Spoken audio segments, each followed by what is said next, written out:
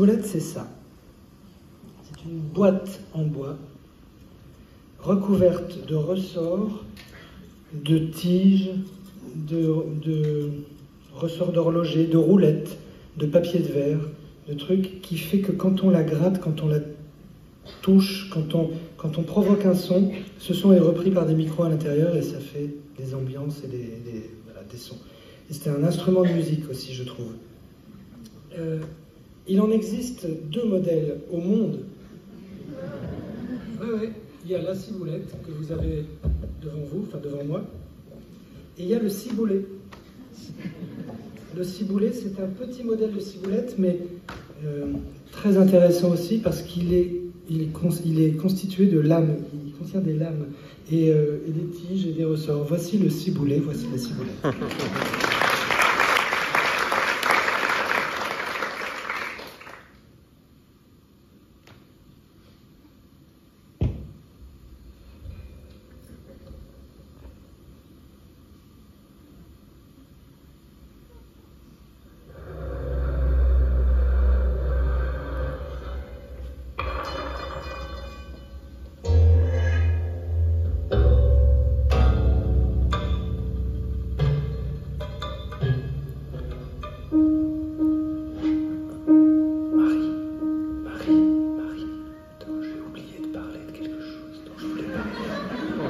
Restons dans cette ambiance. Il y a une magnifique exposition Degas Manet. Vous êtes au courant? Bon, j'imagine qu'aujourd'hui vous ne l'avez pas vue, mais je vous conseille vraiment d'aller la voir, elle est magnifique. Et dans l'échange que j'ai eu avec le musée il y a presque un an, en fait ils m'ont envoyé l'exposition en catalogue, et donc le projet d'exposition, et ils m'ont dit « Est-ce que ça t'inspire quelque chose? Est-ce que ça peut t'inspirer ?» Et j'ai regardé l'exposition 10 fois et je revenais à chaque fois sur la même paire de tableaux qui sont dans l'exposition, qui sont côte à côte, qui, l'un de Degas, l'autre de Manet, s'appelle L'Absinthe et la Prune, et qui sont des portraits de femmes pas forcément dans une ambiance démente, à qui semble ressentir quelque chose de lourd, et j'ai essayé de me laisser inspirer hors contexte. J'ai pas voulu en savoir plus sur ça. Je me suis dit qu'est-ce que j'ai ressenti, qu'est-ce que j'imagine pour elle. Vu ce qu'on vit en ce moment, vu ce dont on parle beaucoup, je suis allé dans une direction que vous allez comprendre. Ce que j'ai appris en voyant l'exposition il y a 4 jours seulement, parce qu'elle a ouvert la semaine dernière, c'est que déjà j'ai vu la taille réelle des tableaux. Ils sont comme ça, moi je les avais comme ça, et c'est assez magnifique.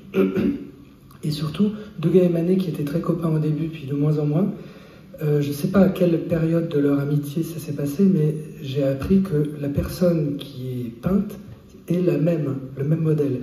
Elle ne se ressemble pas du tout, mais c'est la même personne qui a posé. Donc, ça donne encore plus de sens à ma chanson, qui s'appelle Mireille 1972. Voilà.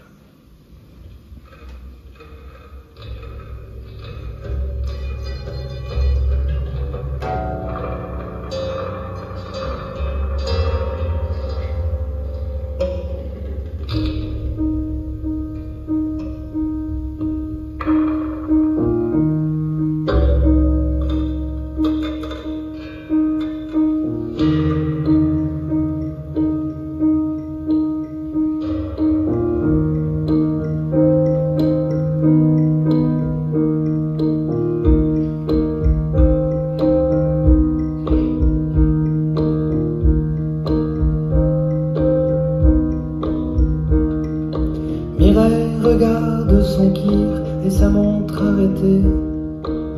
Si la douleur empire, pourra-t-elle se lever?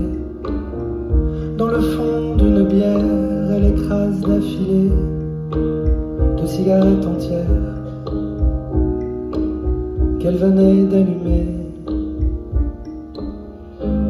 Il le fallait, il le fallait, il le fallait.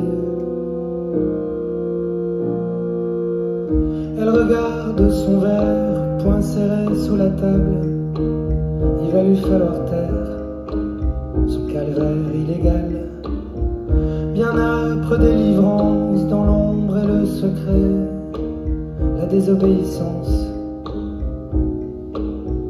ne pas le garder.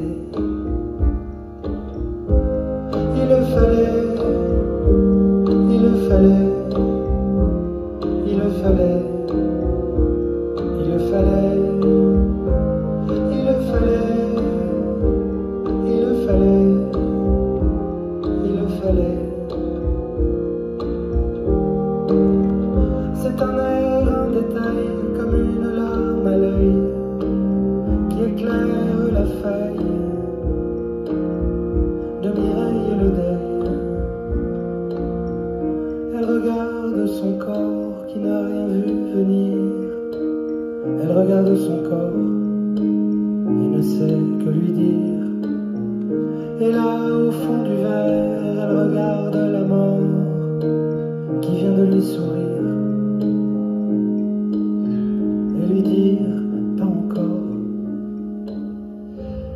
Il le fallait, il le fallait, il le fallait.